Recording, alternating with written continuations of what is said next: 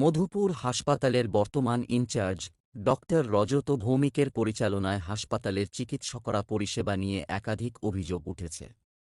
স্থানীয়দের মতে, হাসপাতালের চিকিৎসকরা ওপিডির পরিবর্তে প্রাইভেট চেম্বারে বেশি সময় দিচ্ছেন, যার ফলে গরিব সাধারণ মানুষের চিকিৎসা সেবা মারাত্মকভাবে ক্ষতিগ্রস্ত হচ্ছে। স্থানীয় সূত্রে জানা গেছে, আয়ুষ্মান কার্ড থাকা সত্ত্বেও হাসপাতালে রিপ্রেজেন্টেটিভদের ষড়যন্ত্রের শিকার হয়ে রোগীদের 2 থেকে 3 হাজার টাকার ওষুধ ক্রয় করতে হচ্ছে। এই পরিস্থিতির জন্য জেলা স্বাস্থ্য আধিকারিক দেবাশিস সাহা এবং মহকুমা স্বাস্থ্য আধিকারিক জ্যোতির্ময় দাসের ভূমিকা নিয়ে প্রশ্ন উঠেছে।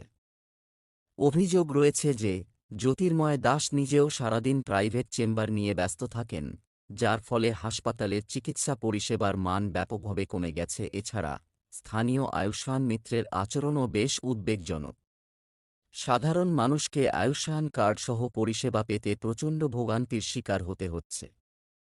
হাসপাতালের অব্যবস্থাপনার কারণে এলাকার গরিব মানুষজন চিকিৎসা পরিষেবা থেকে বঞ্চিত হচ্ছেন। এই পরিস্থিতিতে স্থানীয়রা দাবি করেছেন, দ্রুত ব্যবস্থা গ্রহণ করা উচিত যাতে হাসপাতালের চিকিৎসা পরিষেবা স্বাভাবিক অবস্থায় ফিরিয়ে আনা যায় এবং সাধারণ মানুষের চিকিৎসা সেবা নিশ্চিত করা যায়। জ্বর, বেদনা, ইত্যাদি প্রবলেম, শরীরে জ্বালা যন্ত্রণা, জ্বালা যন্ত্রণা লেগেছে। কি ভর্তি আছেন আপনি? হ্যাঁ, ভর্তি। কবে ভর্তি হয়েছেন? গতকালকে। আপনার সমস্যা কি? সমস্যা হইতে জ্বর, এখন যে সাংবাদিক তারা ডাকাইছেন, আপনার সমস্যাটা কি হইতেছে? সাংবাদিক ডাকানোর প্রয়োজন বলতে আমার আয়ুষ্মান কার্ড ছিল না।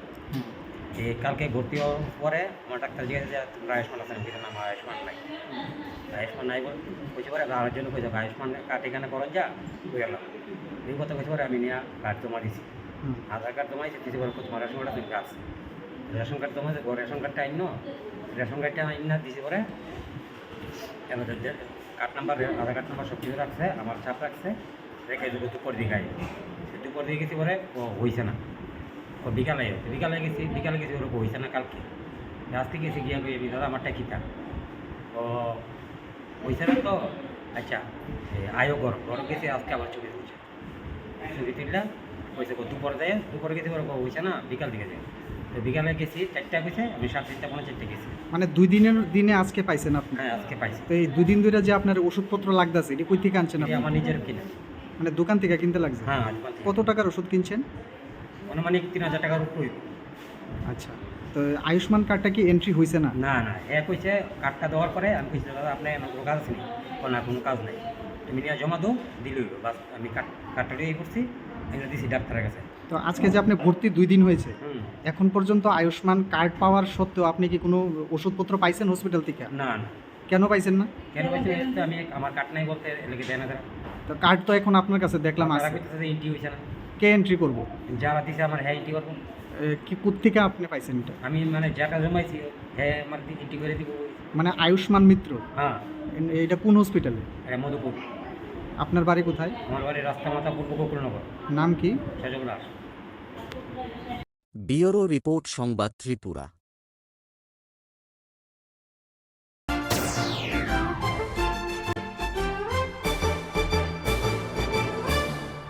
রান্নার স্বাদ এবং গুণমান বৃদ্ধি পানি সিস্টার গুঁড়া মশলা, সয়াবিন আটা সুজির পর প্রত্যেকের সুস্বাস্থ্যের জন্য এবার রান্নার তেলের দায়িত্বেও sister kachi ghani mustard oil. Sister, আপনাদের বিশ্বাস আমাদের দায়িত্ব।